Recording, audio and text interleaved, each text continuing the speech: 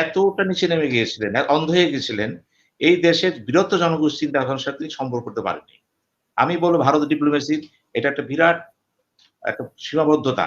এটা ধরা পড়ছে, আগেও পড়েছে, এবার এটা চরম ধরা পড়ল। এই ১৫ টি বৎসরে ভারতের গোয়েন্দা, আমি তো অতীতে সবসময় স্পষ্ট বলতাম যে র কথা আসতেছে। অ্যাক্টিভিটিস ভারতে বাংলাদেশে এতটা ব্যাপ্তি লাভ করেছিল যে মনে হচ্ছিল প্রত্যেক কাজে জড়ায় গেছে।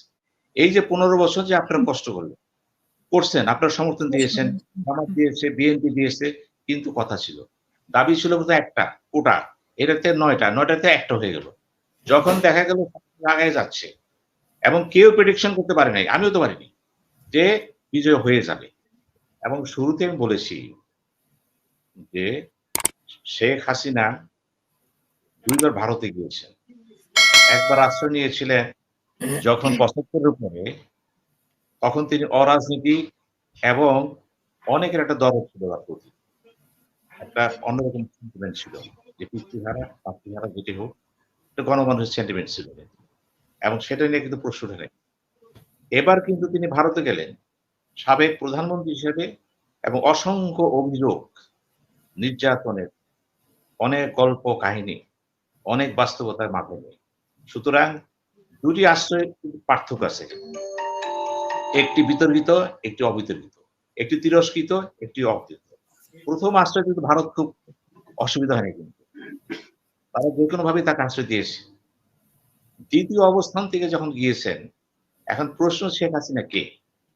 এখন যদি পুঙ্খানু বিশ্লেষণ করেন, আপনি দেখবেন বাংলাদেশের রাজনীতিতে আওয়ামী লীগের সাথে ভারতের একটা সম্পর্ক আছে। যেহেতু মুক্তিযুদ্ধের আগেও ছিল, পরেও ছিল, মুক্তিযুদ্ধের ছিল, দেশ স্বাধীন হয়েছে, এতে থাকা স্বাভাবিক। কিন্তু সম্পর্ক যখন দেশ ও জাতির স্বার্থের বাইরে চলে যায়, একটা মাত্রা ডাইভার্সন করে, তখন কিন্তু জিনিসটা আলোচনার ফোকাসে চলে আসে। কেন আজকে আওয়ামী লীগের সাথে ভারতের সম্পর্কটা থাকবে? এই মাত্রায় কেন গেল যে ভারত নিজেও কংগ্রেস, বিজেপি থেকে শুরু করে সমস্ত দল থেকে শুরু রাষ্ট্রীয় পর্যায়ে সম্পর্ক মাত্র একজনই, সেটা হলো আওয়ামী লীগ এবং বঙ্গবন্ধু পরিবার। ইভেন ভারতের হাই কমিশনার এখানে তো আওয়ামী লীগ অফিসে বললেন, আমাদের সাথে সম্পর্ক একমাত্র আওয়ামী লীগ। লক্ষ্য রাখবেন, এটা ভারতের পররাষ্ট্র নীতি, জাতীয় নীতি এবং বিভিন্ন দলের যে মেইন দলগুলো, তাদের মৌলিক নীতি ছিল বাংলাদেশে একটি দলের সাথে সম্পর্ক রাখবে, সেটা আওয়ামী লীগ।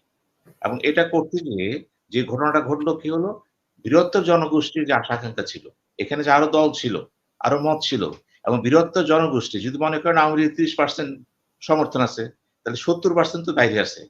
এই ৭০% জনগণের সাথে ভারত সম্পর্ক করতে চায়নি। এটা হলো তার পররাষ্ট্রনীতির অন্যতম ব্যর্থতা, অথবা বলতে পারেন তিনিও তার স্বার্থ উদ্ধারে এতটা নিচে নেমে গিয়েছিলেন, অন্ধ হয়ে গেছিলেন, এই দেশের বৃহত্তর জনগোষ্ঠীর চিন্তাভাবনার সাথে তিনি সম্পর্ক করতে পারেননি। আমি বলব ভারতের ডিপ্লোমেসির এটা একটা বিরাট একটা সীমাবদ্ধতা। এটা ধরা পড়ছে, আগেও পড়েছে, এবার এটা চরম ধরা পড়ল। এখন কথা আসে। এখন ভারত কি করতে পারে? কথা হচ্ছে সাবেক প্রধানমন্ত্রী শেখ হাসিনা এখন ভারত অবস্থান করতেছে। এখন তার পরিচয় শুধু শেখ হাসিনা না কিন্তু, সাবেক প্রধানমন্ত্রী শেখ হাসিনা। এখন ভারত অবস্থান করতেছেন, সাথে তার বোনও আছে কিন্তু। এখন ভারত কি তাকে আশ্রয় দিবে কি দিবে না? আমার ২ ভাই বলেছেন, এটার সাথে জাতীয় স্বার্থ, ভূ-রাজনীতির স্বার্থ জড়িত আছে। কারণ ভারত যদি তাকে এখন সরায় দেয়, খেয়াল করবেন, দক্ষিণ এশিয়াতে ভারতের যে ইমেজটা গড়ে উঠছে, প্রতিবেশীদের বন্ধু, এখানেও কিন্তু যদি আশ্রয় না পায়, আবার তিনি সমালোচিত হবেন, অবিশ্বস্ত হয়ে যাবেন অনেক দেশের কাছে, অনেক দলের কাছে। চ্যালেঞ্জ একটা আছে তার কাছে কিন্তু। বিশ্বের কাছে একটা চ্যালেঞ্জ আছে কিন্তু। ২য় ব্যাপারটা হচ্ছে, যদি ভারত তাকে ওখানে আশ্রয় দিয়েই দেয়, যেকোনো গ্রাউন্ডে, দিতে চাইলে ১০০ টা পয়েন্ট আছে। দিতে পারেন। সেই ক্ষেত্রেই ভারতকে কিন্তু একটা রিস্ক নিতে হয় এখানে। রিস্কটা কি? রিস্কটা হচ্ছে আপনি কাকে আশ্রয় দিলেন? এটা তো সেই শেখ হাসিনা না, যেটা আগে দিয়েছিলেন। এতিম ছিল, নিষ্কলুষ ছিল। এটা তো সেই হাসিনা যিনি অসংখ্য ত্রুটি বিচ্যুতিতে এখানে বিধ্বস্ত হচ্ছে। এখন যদি তাকে আশ্রয় দেন, তাহলে আপনি দিবেন, বুঝিয়ে দেওয়া হবে কিন্তু। এইখানেই প্রশ্ন আছে, ভারতের জাতীয় স্বার্থটা কি? ভারতের জাতীয় স্বার্থ তার কিন্তু। এটা আপনাকে আমাকে জিজ্ঞেস করে করবে না। বা জিজ্ঞেস করে করবে না। আমরা সমালোচনা করতে পারি। এটা আমাদের ব্যাপার। কিন্তু জাতীয় স্বার্থ নির্ধারণ করে কিন্তু বৃহত্তরভাবে। কারণ শেখ হাসিনা সম্পর্কে কিন্তু ভারতের অপোজিশন নেতারা, এমনকি জয়শঙ্কর যখন কংগ্রেসে একদম পার্লামেন্টে দাঁড়ায় বললেন, এবং সেখানে রাহুল গান্ধীও কিন্তু সে মিটিং এ ছিলেন যখন ডাকলেন। তারা কিন্তু একটা ঐক্যমত পোষণ করেছেন যে হাসিনার ব্যাপারে ইতিবাচক আছে। কেন ইতিবাচক আছেন? ওই যে কংগ্রেসের সাথে সম্পর্ক ছিল, বঙ্গবন্ধু পরিবারের একটা সম্পর্ক ছিল। বিজেপির সাথে আছে, অসংখ্য থিঙ্ক ট্যাঙ্ক সেখানে আছে, স্ট্র্যাটেজি সেখানে আছে এবং বলতে পারেন এই ১৫টি বছরে ভারতের গোয়েন্দা, আমি তো অতীতে সবসময় স্পষ্ট বলতাম যে র র কথা আসতেছে। র অ্যাক্টিভিটিস ভারতে বাংলাদেশে এতটা ব্যাপ্তি লাভ করেছিল যে মনে হচ্ছিল প্রত্যেক কাজে জড়ায় গেছে। যেখানে জড়ায় নাই সেখানে জড়ায় গেছে। এমনকি মেয়ে বিয়েতে চিন্তা করতে হতো এখানে র হাত আছে কিনা। আমি কথার কথা বললাম। প্রমোশন পোস্টিং আমার কাছে অনেক সুপারিশ এসেছে। আমি যেহেতু সরকারের বিভিন্ন প্রতিষ্ঠানে লেকচার দিয়ে বেড়াই, সুবিধা ছিল আমার। আমাকে বলতো, "স্যার একটু বলেন না, র-র মাধ্যমে যান না কেন?" আমি কিন্তু এই টক শোতে বলেছি এগুলো আপনাদের। যে এটা কি হলো? র-র মাধ্যমে যাবেন কেন? এবং সেখানে কিন্তু সামরিক অফিসারও ছিল। আমি তখন চিন্তা করে জিজ্ঞেস করলাম একজন সামরিক ঊর্ধ্বতন কর্মকর্তাকে, লেফটেন্যান্ট জেনারেল, যে "এইটা হচ্ছে কেন? এ তো খারাপ কথা। মনে করেন ভারত এখানে নাই। তারপরেও মনে করা হচ্ছে এখানে আছে। তারপরে সম্পর্কে যে সমস্ত গবেষণা হয়েছে, লেখাপড়া হয়েছে, বই পুস্তক হয়েছে, সেখানে কিন্তু ইন্ডিয়া ডক্ট্রিন এর কথা এসেছে। ইন্ডিয়া ডক্ট্রিন কনসেপ্টটা কিন্তু যদিও এটা নেহেরু নিয়েছিল, নেহেরুর উপর ধারণ করেছিল কে? নেহেরু তার মেয়ে ইন্দিরা গান্ধী, রাজীব গান্ধী এই যে আসছে, এইটা কিন্তু এখনো আছে। মোদির কাছে এসে কি হচ্ছে? এটা ব্যক্তি লাভ করেছে দক্ষিণ এশিয়া সেই আপনার ভারত মহাভারতের যে রাষ্ট্রটা দেখেন, ভরত। মহাভারতের ৩য় পর্বে লক্ষ্য রাখবেন ১ম পর্বে দশরথকে বলতেছে দেবতা, "তোমার একটা সন্তান হবে এবং তার নাম হবে ভরত। শৌর্য, বীর্য, শক্তিতে হবে এবং তিনি বিরাট সাম্রাজ্যের মালিক হবে।" এবং ঠিকই জন্ম হলো, নাম হলো ভরত। এই ভরতের নাম অনুযায়ী কিন্তু ভারতবর্ষের নাম হলো ভারত। আপনি একটু পৌরাণিকে চলে যান, মহাভারত। তো কাজেই একটা কনসেপ্ট কাজ করছে অতীত থেকে এখানে যে আমাদের অবস্থানটা ভারত। তো ভারত বলতে ইন্ডিয়া ডক্ট্রিন, তাহলে এটা হতে সম্প্রসারণ করেন এবং এই মতবাদই কিন্তু ১৯৬২ সালে যখন চীন ভারত যুদ্ধ হলো, এর জি। এই জন্ম হয়। এই জন্ম হওয়ার প্রেক্ষাপটে কিন্তু অ্যাক্টিভিস্ট বেড়ে যায় তাদের। এবং সবচেয়ে বড় কথা হলো আমরা দেখেছি এই দীর্ঘ সময় ভারতে যে প্রভাবটা এখানে ছিল এটা কিন্তু অনুভূত হইত। মেম্বার দেখেন এগুলি আজকে রেকর্ডে নিয়ে যান। এমপি নির্বাচন হচ্ছে, সংসদ নির্বাচন, বিভিন্ন পয়েন্ট আসতেছে, তদবির আসতেছে যে আমারে ৫ টা লোক দেন, আমারে ৫ টা এমপি দেন। আমার কাছে এসেছে। কেন দেব? আমি এটা কে দিয়ে করায় দেব, ভারতকে দিয়ে করায় দেব। তার মানে কি দাঁড়াচ্ছে? দেশটা এমন একটা পর্যায়ে চলে গেল যে আমরা আছি বুঝতে পারছি না। এগুলি প্রতিবাদ করেছি কিন্তু আমরা টকশো স্পষ্ট বলেছি এগুলো হওয়া ঠিক না। কেন হয়েছে এগুলো? ওই যে বললাম ২ টি কারণ মারাত্মক কিন্তু। এই যে বিপ্লবটা হয়ে গেল, ছাত্র কি বললেন? বৈষম্য বিরোধী ছাত্র আন্দোলন। না, বৈষম্য ছাত্র আন্দোলন জনগণ আন্দোলন হবে এটা। কারণ এইখানে কিন্তু ১৫ বছর ধরে যারা নিষ্পেষিত ছিল, যারা জেলে ছিল, শত, শত কেস তো বিএনপি মালিক ভাই সবই জানেন। এই যে ১৫ বছর যে আপনারা কষ্ট করলেন, করছেন, আপনারা সমর্থন দিয়েছেন, জামাত দিয়েছে, বিএনপি দিয়েছে, কিন্তু কথা ছিল। দাবি ছিল বোধহয় একটা কোটা। এটাতে ৯ টা, ৯ টাতে ১ টা হয়ে গেল। যখন দেখা গেল আগায় যাচ্ছে এবং কেউ প্রেডিকশন করতে পারে নাই, আমিও তো পারিনি, যে বিজয় হয়ে যাবে। এটা এরকমভাবে চলতেছে যে সমস্ত ম্যাথামেটিক্স, অঙ্ক, জিওমেট্রি সব ফেল। এটা হচ্ছে আল্লাহর নিদর্শন।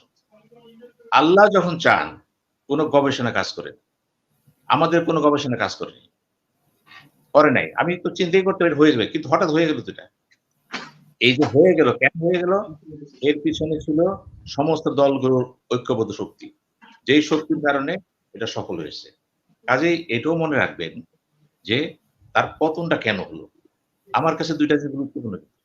একটা হচ্ছে শেখ হাসিনা বাংলাদেশকে বুঝতে তার এঙ্গেজ ব্যবসা আমি মনে করি ভুল করছে সে। তার ভিতরে অহংকার চলে এসেছে এবং আমিত্ব যে বোধটা, এই যে বক্তৃতা আমি দিচ্ছি, আমি করব, আমি করব, আমি করব এবং সবচেয়ে ন্যাক্কারজনক কাজ যেটা হয়েছে তার পিতা বঙ্গবন্ধু শেখ মুজিবুর রহমান। সবচেয়ে আমাদের সবচেয়ে খারাপ সে করেছে। কারণ যেদিন ১ মাস ব্যাপী শোক সভা করা শোক দিবস করা হলো, আমরা প্রশ্ন তুলেছিলাম। এই ন্যাশনাল টিভিতে কথা বলতাম তখন আমি। প্রশ্ন তুলেছিলাম এটা কিন্তু অতি আবেগ হয়ে গেল। যারা এই বুদ্ধিটা দিয়েছে ১ মাস শোক কে করতে পারে না। ১ মাসে মনে হলো বিয়ে শাদী বন্ধ সব অনেকগুলো অনুষ্ঠান বন্ধ হয়ে গেল সে। এই যে এটা বাড়াবাড়ি ছিল কিন্তু। এবং অহংকার বাড়াবাড়ি এবং মুক্তিযুদ্ধের সাথে আরো সম্পৃক্ত ছিল। সেই ৪ জন সৈনিক আসেন, ৪ নেতা সম্পর্ক ছিল জিয়াউর রহমানকে বানানো রাজাকার। আমরা প্রতিবাদ করেছিলাম যে জিয়াউর রহমান কেমন রাজাকার কেমনে হয়? এখন ছলে বলে কৌশলী রাজাকার বানাইতে পারেন আপনি। কিন্তু প্রশ্ন হলো জিয়াউর রহমান কোন পটভূমির দায়িত্ব নিল? কিভাবে আসলো? এই যে রাজাকাররা দেখেন একটি মুক্তিযোদ্ধারা যারা সংগঠন করতেছেন নীরব ছিল। কেন নীরব ছিল? এগুলো বুঝতে হবে আপনাদের। অনেক ভালো, ভালো মুক্তিযোদ্ধা, অনেক ভালো, ভালো লোক ব্যবসায়ী শিল্পপতি বুদ্ধিজীবী কথা বলতে পারে নাই কেন? কথা বলতে গেলে নির্যাতন চলে আসে। এবং এই নির্যাতনটা নিতে পারে বিএনপি, জামাত কারণ তারা দল করে। শেষ দল করবেন করে কিন্তু নির্দলীয় লোকেরা নিবে না। তারা দেখবে পরিবেশটা কি? এই যে পরিবেশ পরিস্থিতি, ৩য় কাজটা হলো কি? মিডিয়া জগৎটাকে সম্পূর্ণরূপে এককেন্দ্রিক করে ফেলালো। অর্থাৎ সাংবাদিকতা 4th স্টেট হয়ে গেল 1 স্টেট। এই যে 1 স্টেটটা হয়ে গেল, এটাও ছিল কারণ। সবচেয়ে বড় কারণ আমি বলি। বড় কারণ একটাই। আল্লাহ যা করেন তিনি আল্লাহ ছাড় দিয়ে ছেড়ে দেয় না। আল্লাহ ছাড় কিন্তু ছেড়ে দেন না। এখন প্রশ্ন হচ্ছে এটা কিন্তু আমি তাকে খারাপ সেন্সে বলছি না। আমি কথাটা বলছি প্রত্যেকটা ব্যক্তির জীবনে তার কর্মকাণ্ডের একটা আমলনামা হয়। সেই আমলনামাটা তাকে বহন করতে হয়। এবং সবচেয়ে দুঃখজনক হলো দেখেন, আমি একটা ভিডিও দেখতেছি ঘুরতেছে এই ইয়ের মধ্যে, আপনার ফেসবুকে। আমি জানি না সত্য কিনা মিথ্যা। কথাগুলো দেখে মনে সত্য। কিন্তু একটা বক্তৃতা চলতেছে শেখ হাসিনার। যদি তার সঠিক বক্তব্য হয়ে থাকে। মিথ্যা হলে আমার কথা নাই। সঠিক হয়ে থাকে, তাহলে আমি মনে করি এত বড় ঘটনার পরেও জাতি শুনতে চায়নি। কেন কি হলো? জাতি শুনতে চাচ্ছে অনুশোচনা হয়েছে। জাতি শুনতে চাচ্ছে বিবেক ধ্বংসন করছে কিনা। জাতি শুনতে চাচ্ছে কেন এটা হলো। এই যে তিনি দল ছেড়ে চলে গেলেন। আজকে বলতে হবে কিন্তু এগুলো। একটু সময় দেন ২ মিনিট। চলে গেলেন। যখন তার চলে যাওয়ার প্রশ্ন দাঁড়ালো, যখন তাকে সেনাবাহিনী সব চিফ অফ স্টাফ গেলেন, পুরা আর্মি যখন তার শীর্ষ পর্যন্ত লোকেরা বলল, সিকিউরিটি নিয়ে লোকেরা, তারা বলল যে আপনাকে আর সময় দেওয়া যাবে না। উনি যখন জয়ের সাথে আলাপ করলেন, বলল, উনি গেলেন। কিন্তু কি হলো? আজকে যদি মনে করে উনি যদি না যেয়ে সেদিন যদি মৃত্যুবরণ করে নিতেন, সেটা হতো বিরাট বিষয়। উনি যাওয়ার সাথে, সাথে জানতেন যে আমি চলে গেলে কি হতে পারে পরবর্তী ঘটনা। জানতেন। কিন্তু জানার পরেও কিন্তু নিজের জীবনকে বেছে নিলেন। তার ছেলে তাকে বলল, "আগে বাঁচো। আগে বাঁচো পরে যুদ্ধ করো।" কোন, কোন ক্ষেত্রে কিন্তু মরেও অমর হতে হয়। আমি মনে করি এই প্রধানমন্ত্রী শেখ হাসিনা প্রধানমন্ত্রী থাকা অবস্থায় যিনি কাজটা করলেন, উনি তার দলের সাথে, দেশের সাথে, জাতির সাথে, ইতিহাসের সাথে এবং বঙ্গবন্ধুর মাথা উঁচা করা যিনি ছিল, তার থেকে তিনি অনেক সরে গেছে। কাজেই এই শেখ হাসিনা আর সেই শেখ হাসিনা নাই। ভিন্নভাবে চলে আসছে। ধন্যবাদ। অসংখ্য